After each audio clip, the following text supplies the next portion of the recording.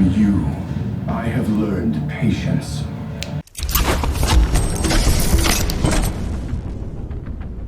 It has finally happened. A few days ago, I dropped the original Filmmaker React screen, and after a dozen falls, it finally broke. So, a moment of silence for our fallen gear screen, and may it rest in a recycling center. Now, did you know there's still one last World of Warcraft cinematic to react to? Well, of course you did, because you let me know in the comment section, and that's how we're having this episode. Now guys, have you ever wanted to be a real Lord in title? Well, as an official Lord in title myself, yes, I am Lord Chris, I can tell you how you can become one as well, and at the same time help the environment and reduce deforestation. The best way to do that is with established titles. It's an amazing project set up in Scotland based on the Scottish custom where landlords take the title of lairds, or how we most commonly call them, lords and ladies. We can buy a small piece of land starting from like a square foot by a square foot and going up from there if you want to get like a couple's title or even a family one. This is how you get the official title of a lord, and with every order they plant a tree.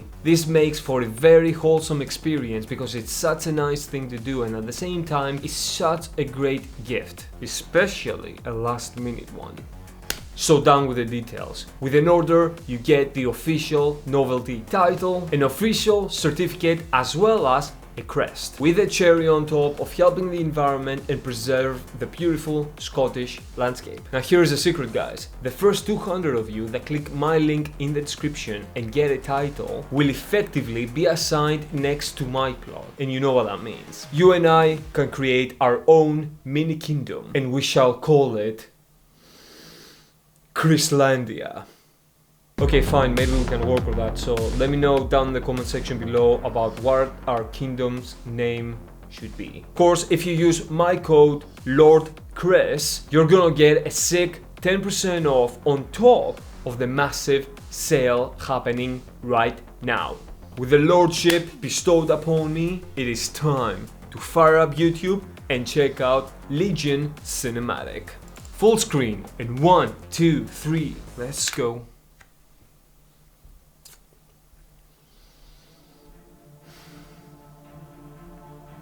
Blizzard Entertainment. My son, a terrible darkness has returned to our world.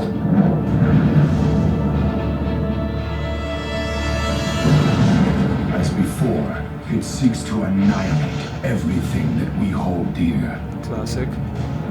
I go to face it, knowing I may not return. I don't recognize him. They're coming! They're coming back!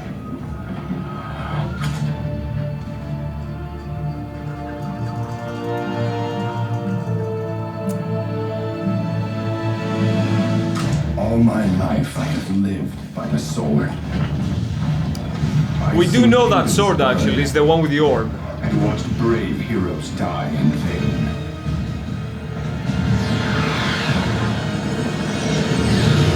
Oh, there it's flying. It's been difficult for That's me like to trust FF9. after losing so much.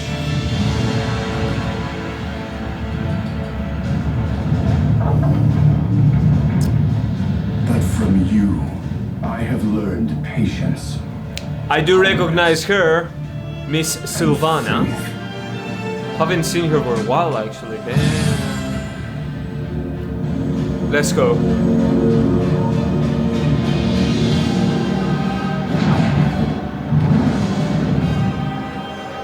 Nice.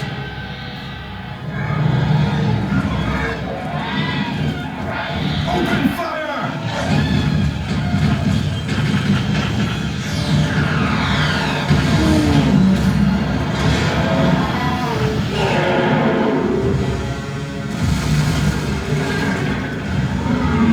Golem. Oh, come on, man. Oh, she's helping this time. Nice.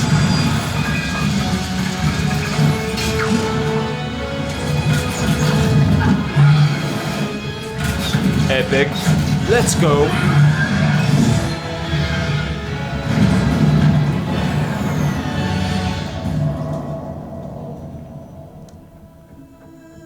Oh, they're still going down.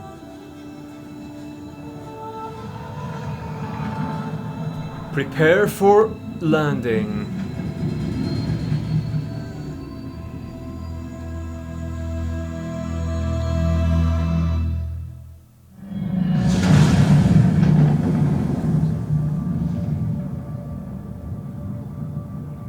Oh wow, I just Anduin, made it seem like I now believe, as this. you do, that peace is the noblest aspiration. That armor is heavy, I To guess. preserve it, So he has to take it you off. must be willing to fight. Nice. He splitted the sword. Let's go, boy.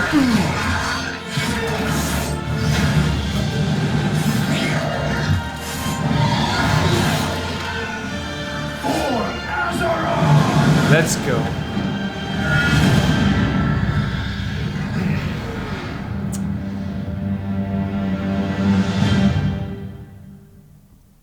(2016). Tiny bit late, but bear with. Oh, come on, anything else? No. Okay, let's like the cinematic, guys. Like this video as well, it always helps. I forgot how like massively epic and the scale of World of Warcraft is with the cinematics, because we haven't seen one for quite some time. I really hope they come up with another one, because this is really freaking epic and inspiring, really, just to like get the creative cogs going. That was really sick. I hope you guys enjoyed that as well. Let me know what you thought in the comment section down below. And as always, in part 2, we dive in to talk about some cool filmmaking stuff, as we always do. Now, the only thing I would say about it is that it was a tiny bit short. I am used to a bit longer narratives from World of Warcraft cinematics, and you know, at the end of the day, it's always good to leave your audience wanting more than bore them to death. But still, I felt that this one was slightly on the short side. A bit more action would have been really sick, you know. But anyways, let's jump right back. And by the way, guys, check out the link about the merch store. This is basically my brand, Guerrilla Filmmaker, and you can get something that I designed that is actually useful as well, and at the same time support the channel and join the Guerrilla Filmmaker crew. Now, let's start again, and we'll have the classic kind of like logos. Now, Blizzard Entertainment is one of those studios that has their logo twice, one always at the start of the cinematic and one within the cinematic itself. I would personally say once is enough. If you do a good job, people are gonna notice. So we start with narration. Narration is usually tough to pull off, but if used right, is a good tool within filmmaking as well. And we establish some clouds. Terrible darkness has returned to our world. And this kind of like cool green magic force.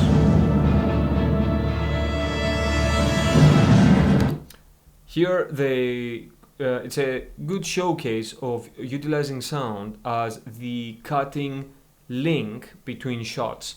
When you use sound, whether that is the soundtrack or other sound design, whether that is, you know, like risers, brams, and bass, basically, you can really make your cuts feel way more natural, even though a cut within a scene to cut to a different perspective is not really natural, something that happens. But with sound, you can really smooth that out and have a very coherent visual storytelling, basically. So we start with a lot of close-ups. Before, it seeks to annihilate every... Yep.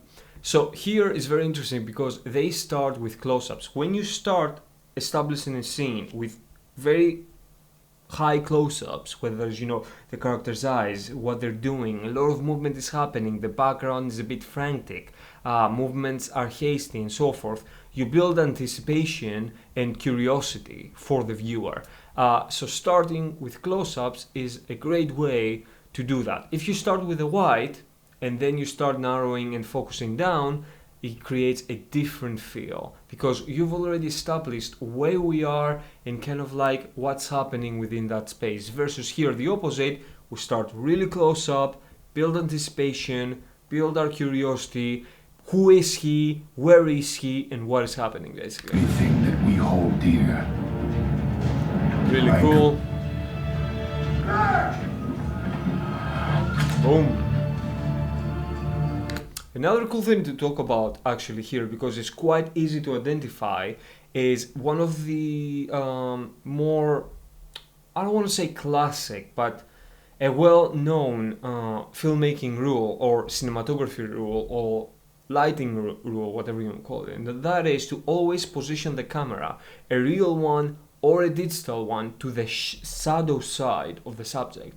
So if you guys focus here, we have him being lit by a source of light, but we are mostly, if you take the line of the hand, to the shadow side. Another good example is actually this set, guys. The direction of the main source of light is coming this way, but the camera is set up on the shadow side. This is done purposefully and is what creates a cinematic image.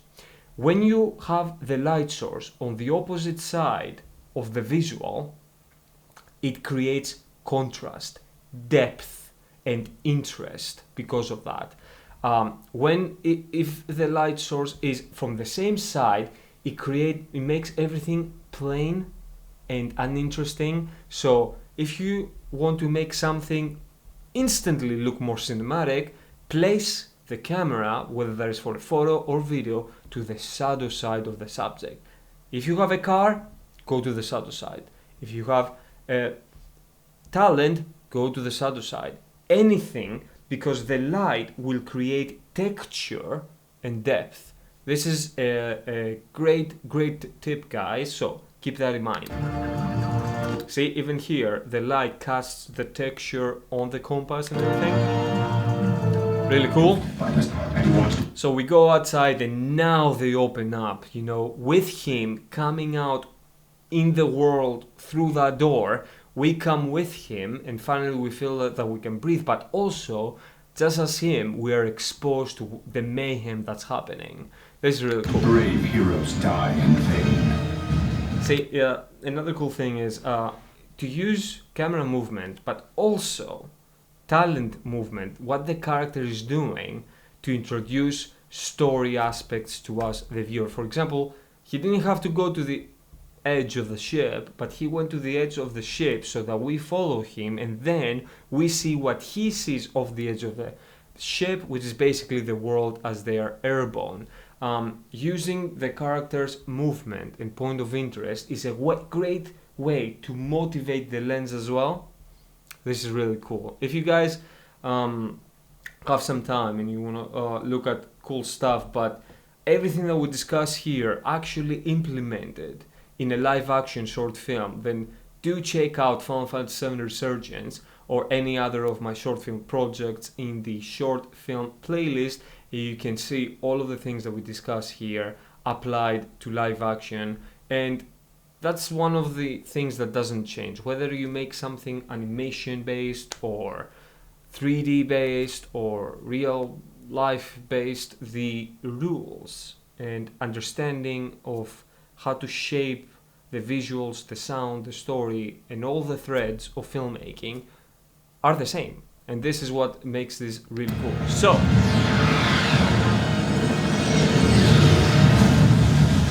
It's been difficult for me. this really reminds me one of the ships from Final Fantasy IX, where you went when you were in Limblum, and you would take one of the first ships. Oh man, good memories. I don't know if it would be sick for them to remake FF9 as well, or they should leave it be. I don't know. Me to trust after losing so So narration keeps going here. yes. And we're introduced to a very famous World of Warcraft character, Sylvana. Did you actually, I've asked this before and I've got a few comments in the older Filmmaker React episodes. Did you beat her in the game? Let me know. Tolerance. and faith. Very cool. See, again, guys, if you notice, we are positioned in the shadow side. Do you see how the light illuminates him from the back and he casts the shadow towards us? This is, again, carrying on that filmmaking rule or lighting rule or cinematography rule. Shoot from the shadow side. Boom! Let's go, boy. Very cool. I love that. That is really sick. I should do a sky vortex effect thing. Very cool. Open fire! Boom, boom, boom, boom, boom. Very sick action. I love this. Boom.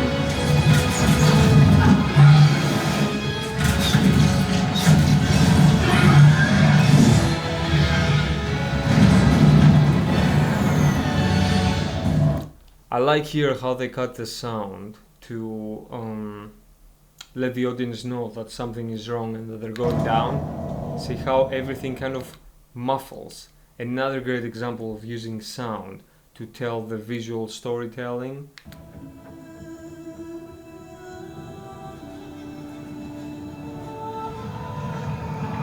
It's so well done, man.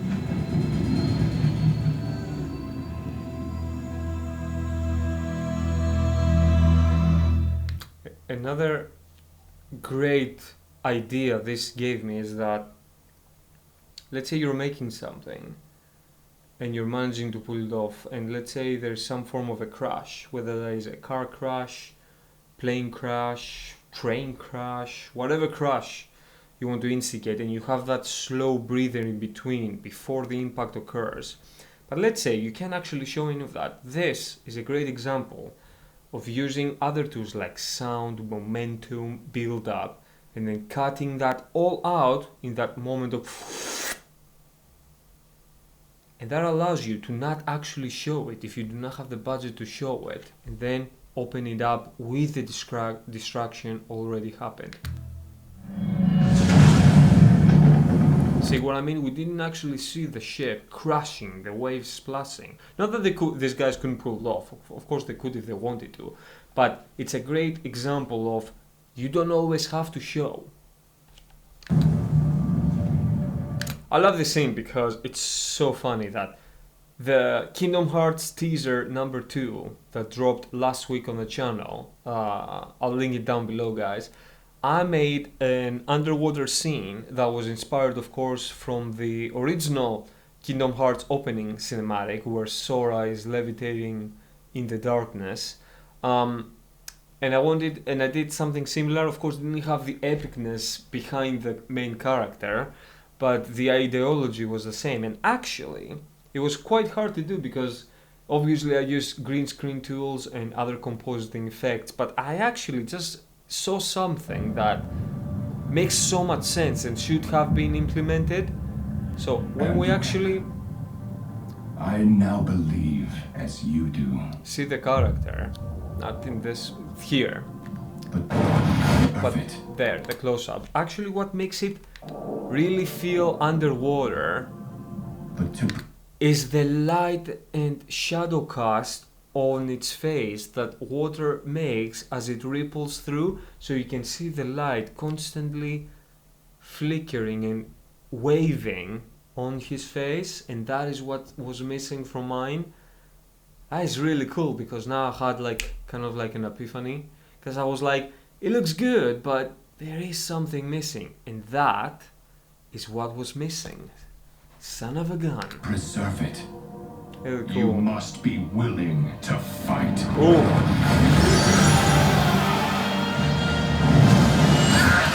I love the one shot here. Boom. You really show character power, efficiency, and like, I'm the boss. For Azeroth! Oh.